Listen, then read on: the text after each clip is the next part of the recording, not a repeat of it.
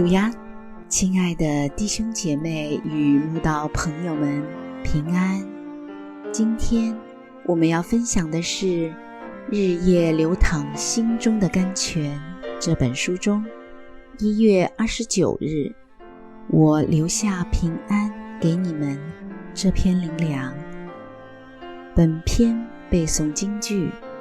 约翰福音14章27节，我留下平安给你们，我将我的平安赐给你们，我所赐的不像世人所赐的，你们心里不要忧愁，也不要胆怯。主耶稣复活升天后，留下平安给我们，还有什么比留下平安给我们更好呢？最爱我们的父母离世后能留给我们的，除了爱、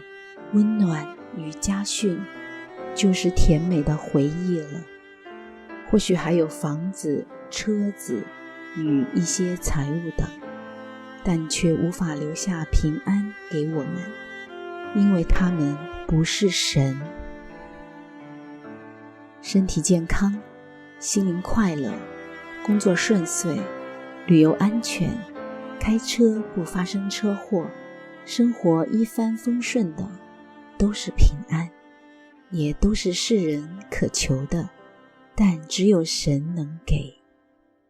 不过神所给的平安还不止这些，有一种在极度患难中，心灵依旧平静安稳，不忧不惧，就连磨难当头都夺不走的真平安，那才是神所能给的最宝贵的平安。有位叫罗款的老姐妹，她苦难的一生就是这种真平安最美的见证。26岁的她虽已到真耶稣教会信主，却还罹患了麻风病。直到他92高龄去世，经历了66年身心饱受病痛折磨的悲怆岁月过去了，神依然没有拿走麻风病，但他却不曾因此失落对神的信心。罗款老姐妹坚心相信神的结果，竟然是神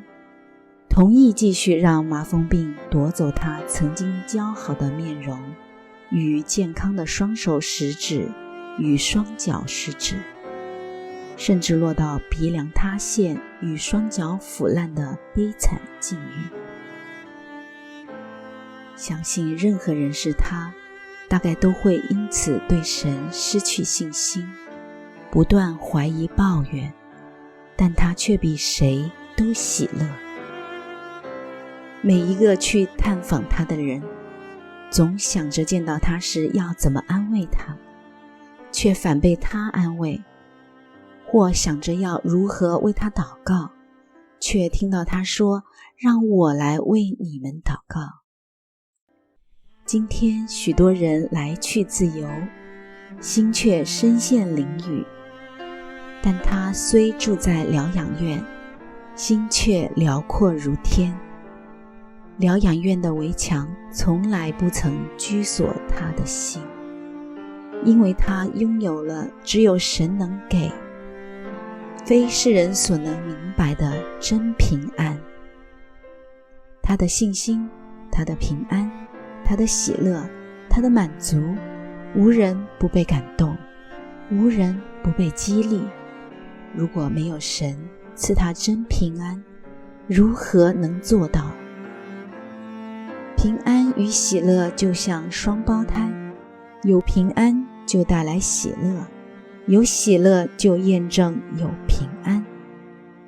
真神的儿女啊，千万不要再忧愁胆怯了。神已留下平安与喜乐给我们，那就好像留下一张随时可以提领又永无上限的提款卡，我们无论何时何地，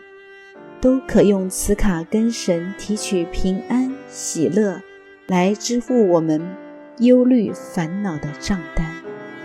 身为神的孩子，真是幸福啊！